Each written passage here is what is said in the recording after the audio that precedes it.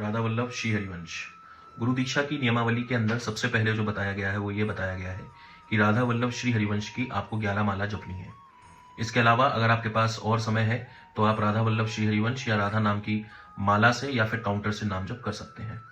साथ ही साथ आपको अपने मस्तिष्क पर यानी कि सिर पर एक बिंदी जो है वो वृंदावन की रज जो है वो बिंदी के स्वरूप में लगानी है। आप जो तिलक मेरे शरीर पर अभी देख रहे हैं ये आपको सांप्रदायिक तिलक है, मतलब ये हमारा जब हरिवंश संप्रदाय से आप जुड़ेंगे, जब आप गुरु दीक्षा आपको मिल जाएगी, जब शरणागति आपको मिल जाएगी, तभी आप ये लगा सकते हैं, अन्यथा आप वृंदावन की रज तब तक लगाइए। इसके साथ ही साथ आपको कुछ चीज़ें हमारे ग्रंथों से पढ़नी है, जैसे कि श्री चतुरासी जी के आपको 84 पद जो हैं, अगर आप चाहें तो दिन में पूरे दिन में आप 84 पद कर सकते हैं, बहुत अच्छी बात है। अगर नहीं कर पा रहे हैं तो कम से कम 12 पद आपको इसके पढ़ने हैं। इसके साथ ही साथ आपको श्रीहित सेवक वाणी जी के प्रकरण के 5 छंद आपको पढ़ने हैं, और साथ ही साथ श्रीहित राधा सुधा निधि जी जो हैं उनके आपको 10 जो पद हैं वो आपको पढ़ने ही हैं। इसके साथ साथ आपको अष्टयाम सेवा पद्धति में से कोई भी 2 सेवा जो आप करना चाहें आप कर सकते हैं। इसके साथ साथ आपको नित्य पाठ रसोपासना की जो एक किताब है वो पूरी की पूरी पढ़नी है।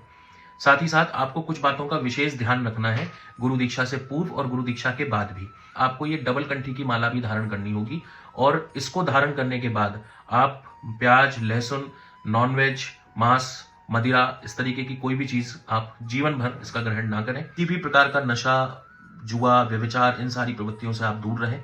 साथ ही साथ जो माताएं बहनें हैं जो मासिक धर्म में आती हैं, उस समय पर आपको ना तो माला, ना ही आपको कोई ग्रंथ, ना ही आपको कोई श्री विग्रह को टच करना है। नाम जप है या जो आप ये ग्रंथ पढ़ते हैं, ये सारी चीजें आप श्रीहित राधा के लिए कुछ ऐप्स के थ्रू भी पढ़ सकते हैं, जो कि आपको आराम से एंड्रॉयड और आईफोन दोनों में ही अवेलेबल होगा।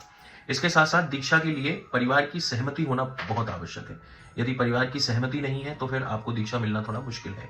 साथ ही साथ जब आप दीक्षा प्राप्त करने जाएं तो जब आपका कार्ड बन जाए तो उसके बाद आप हर 2 महीने के अंतराल में वहां पर जो मौजूदा संत हैं उनसे जाकर के आप अपनी दिनचर्या को बता सकते हैं, और अपनी दिनचर्या में यदि कोई सुधार है तो उसकी भी आप उनसे पूछ सकते हैं। साथ ही साथ अगर प्रभु ने चाहा, अगर आपकी दिनचर्या सही रही और आपकी गुरु के प्रति और इष्ट के प्रति उतनी ही श्रद्धा बनी रही, तो आपको बहुत जल्द गुरु दीक्षा प्राप्त होगी। राधा वल्लभ श्री हरिवंश। अगर आपका और कोई प्रश्न है तो नीचे दी गई एक हेल्पलाइन नंबर है जो श्रीहित राधा के लिए कुंज का है, इस नंबर पर आप कॉल करके वहां से जानकारी ले सकते हैं। बाकी अगर आपको कोई और वीडियो चाहिए तो उसके लिए आप यूट्यूब पर मेरे कमेंट कर सकते हैं। बहुत बहुत धन्यवाद। राधा वल्लभ श्री हरिवंश।